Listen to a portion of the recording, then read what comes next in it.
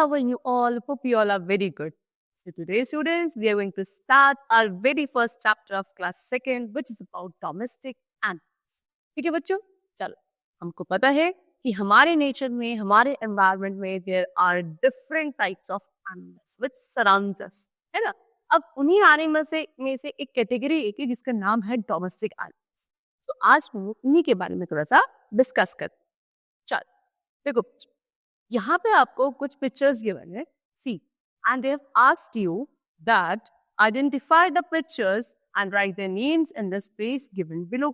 इन pictures को identify करके इनके नेम हमको यहाँ पे लिखने हैं। जैसे कि दिस इज व्हाट, ये हमारा कौन है, dog, right. This is tiger, क्या लिखेंगे आप यहाँ पे, टाइगर, ओके। चलो, दिस इज व्हाट, ये हमारी goat, GOAT, goat, and this is elephant, ये है हमारे एलिफेंट। चलो, now they have asked you or they have told us about the topic pet animals. ये pet animals क्या होते हैं? देखो, we see animals all around us. Some animals are useful to us. Animals that we keep at our home for our recreation are called pet animals. वही बताया कि बहुत सारे एनिमल्स हमारे सराउंडिंग में होते हैं। कुछ ऐसे एनिमल्स हैं जो हमारे लिए यूजफुल होते हैं, तो वैसे एनिमल्स जो हम लोग अपने घर पर रखते हैं रिक्रिएशन के लिए, उनको हम लोग बोलते हैं pet animals. People keep animals like dogs, cats, parrots and cows at home. Pets become our good friends. ठीक है, रखते हैं ना हम लोग घर पे डॉग, कैट, पैरट, काउ, इन सभी एनिमल्स को हम एज अ पेट अपने घर के अंदर रखते हैं और ये हमारे क्या बन जाते हैं फिर, good friends. They help us in many ways. A dog guards our house and a cat keeps rats away. है ना, बहुत सारे तरीकों से ये हमारी हेल्प करते हैं। जैसे कि अगर हम डॉग की बात करें तो डॉग क्या करता है, हमारे घर को गार्ड करता है, कि घर की सुरक्षा करता है ना। और कैट क्या करती है, कैट के फियर से, डर से क्या करते हैं, जो रैट्स हैं वो घर में नहीं आते। ठीक है, चलो, now we come to the topic domestic animal. Okay, देखो, animal that are kept at home or on farms are called domestic animals. We build homes for some of them. Cows, horses, sheep, goats, ducks, camel and hens are examples of domestic animals. ठीक है, अब वो animals जिनको घर पे रखा जाता है या फार्म पर रखा जाता है, उन एनिमल्स को हम लोग कहते हैं डोमेस्टिक एनिमल्स, है ना। इनके लिए हम लोग स्पेशल घर भी बनाते हैं जहाँ पे ये लोग आसानी से रह सकें। Cow, horses, sheep, goat, duck, camel, hen, these all are the examples of domestic animals. Some animals are useful for us, है ना। We keep such animals at our home or at our farm. Such animals are called domestic animals. We get milk from animals like cow, buffalo and goat. We make curd, butter, cheese, ghee and ice cream from milk, है ना। अब ये वही बताया कि ये जो domestic animals होते हैं ये हमारे लिए काफी यूजफुल होते हैं क्योंकि इनसे हमको बहुत सारे यूजफुल प्रोडक्ट्स मिलते हैं। एग्जाम्पल, हमको काउ, बफलो, गोट, इन सबसे क्या मिलता है, मिल्क मिलता है। तो ये सारे कैसे एनिमल्स हुए, आपके डोमेस्टिक एनिमल्स हुए। और उसी मिल्क से आप बाकी बहुत सारे डेयरी प्रोडक्ट्स बनाते हो, सच एज कर्ड, बटर, चीज, घी, आइसक्रीम एंड ऑल, है ना। तो ये इस तरीके से हमारे लिए क्या होते हैं, यूजफुल होते हैं। चलो आगे क्या लिखा है, milk is also called as complete food. It is good for our bones. और जो मिल्क होता है ये क्या अपने आप में कंप्लीट फूड माना जाता है क्योंकि इसके अंदर बच्चों सारे तरीके के न्यूट्रिएंट्स इंक्लूडेड होते हैं, है ना। उसके अलावा ये हमारी बोन्स के लिए, हमारी हड्डियों के लिए काफी अच्छा होता है। Now we come to the topic useful animals. Animals used in farm, अब वो एनिमल्स जिनको हम फार्मिंग में यूज करते हैं। We keep animals like oxen, horse, donkey etcetera at the farms to help the farming. These animals plow our fields. They carry the agriculture products in the carts to the market.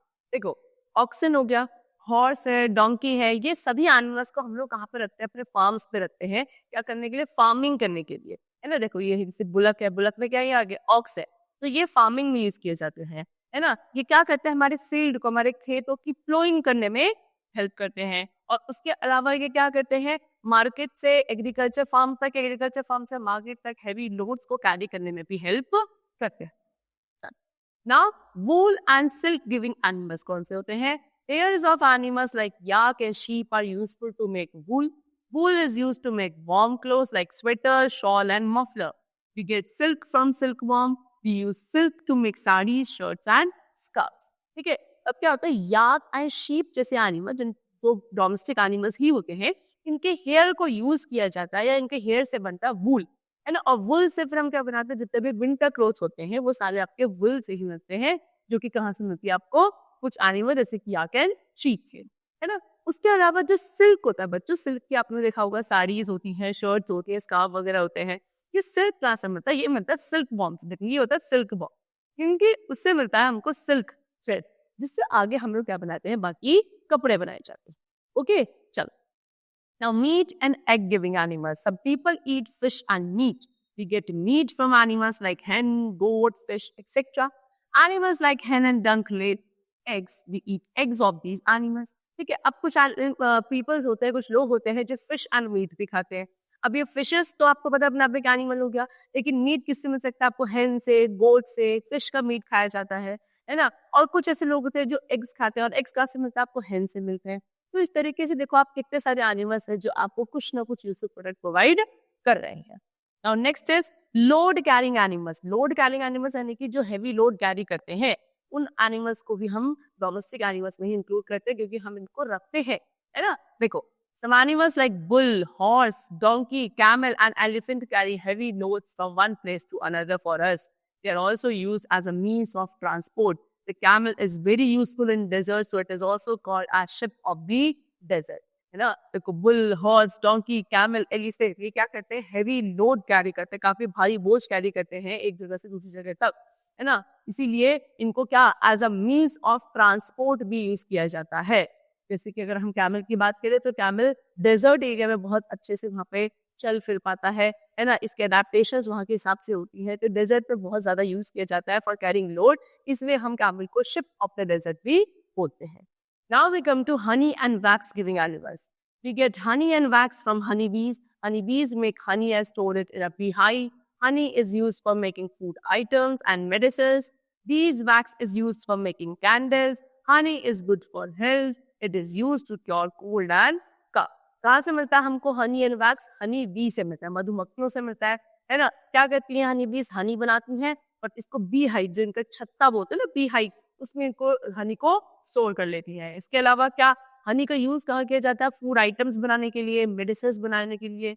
उसके अलावा जो बीज है हनी बीज, वो wax भी produce करती हैं, और उस वैक्स को कहाँ यूज किया जाता है, कैंडल्स बनाने के लिए, है ना। वो जो हर वाला पोर्शन होता है जो मेल्ट होता है, that is wax only. Okay, इसके अलावा हनी क्या है, हमारी हेल्थ के लिए अच्छा होता है, क्योंकि अगर कोल्ड एंड कफ जैसे अगर आपको क्या है प्रॉब्लम है, तो उसको क्योर करने के लिए हनी यूज किया जाता है। Next we come to other uses of animal. अब ये पढ़ने के बाद हमें देखना है कि एनिमल्स को और किस तरीके से यूज किया जा सकता है।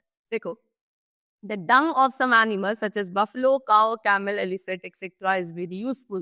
Their dung is used as manure. Manure makes the soil fertile. People in the village areas use the dung cakes for cooking food. देखो बच्चों, क्या होता है, कुछ ऐसे एनिमल्स है जिनका जो डंग है ना, वो भी वेस्ट जो होता है उसको भी यूज किया जाता है ना, यानी कि काफी यूजफुल है। जैसे कि काउ, बफलो और कैमल, एलिफेंट, इनका डंग काफी यूजफुल होता है।